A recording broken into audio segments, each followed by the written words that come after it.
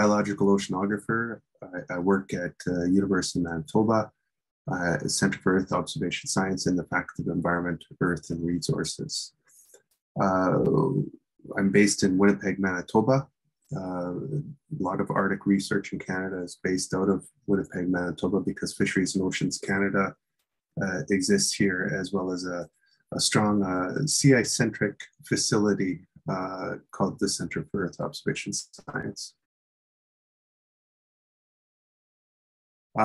So I look at primary producers in the Arctic Ocean environment. So that includes looking at those that grow in the sea ice, grow in the water column, phytoplankton, and also grow at the bottom of the ocean, the benthos. I look at physical and biological processes that drive this production. And so understanding how the system works and how much production occurs. So, questions like how much light comes into the system and drives production. Where do the algae that grow there get their nutrients from? Does it come from marine source? Does it come via recycled from organic matter? Where does it come from a terrestrial source?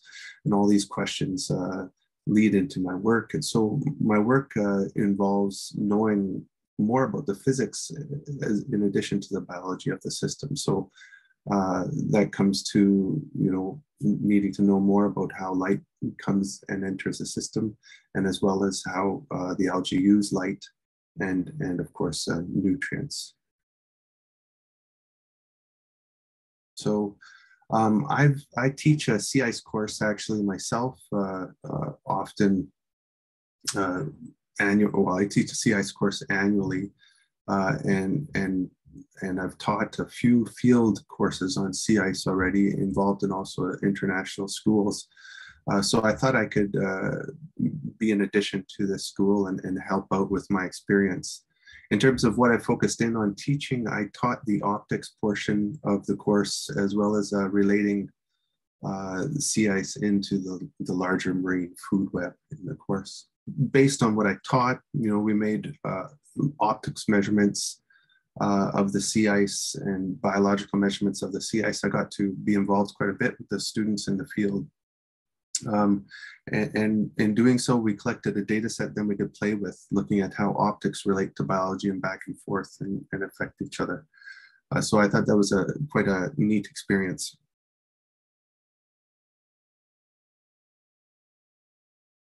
I wouldn't say something unique, peculiar. I mean, it's a coastal environment close to a river source, so there's fresh water potential for the area. You're in an Arctic, high Arctic location, so you get, your regular sea ice formation. I think in terms of unique aspects of the system, you're in an area of the archipelago that receives a lot of fresh water to the system.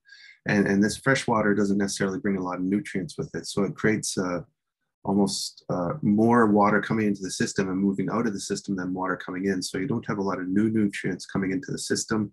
And so the marine system itself tends to be fairly nutrient limited because of this fact. And this feeds back into, relatively low amounts of primary production within the sea ice in this particular area, as well as, within the environment for phytoplankton, etc.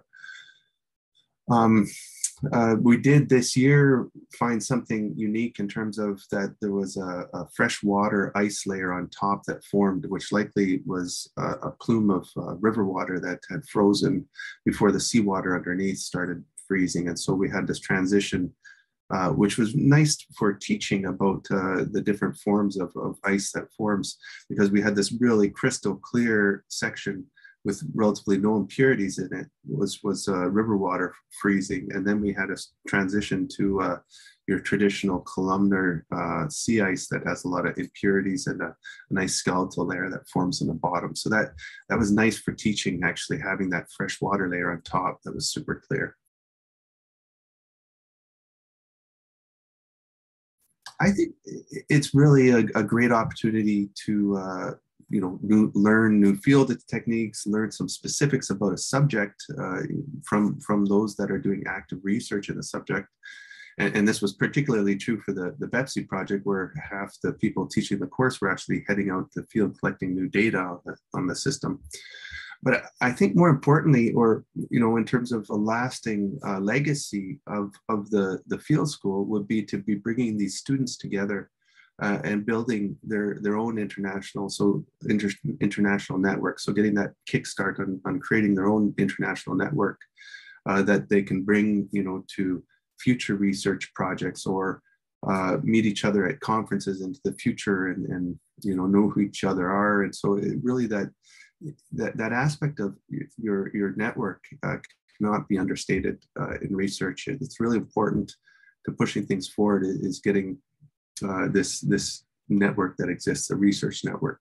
You can get into more field locations, get into more projects, and just be able to answer more questions in essence by building this international network.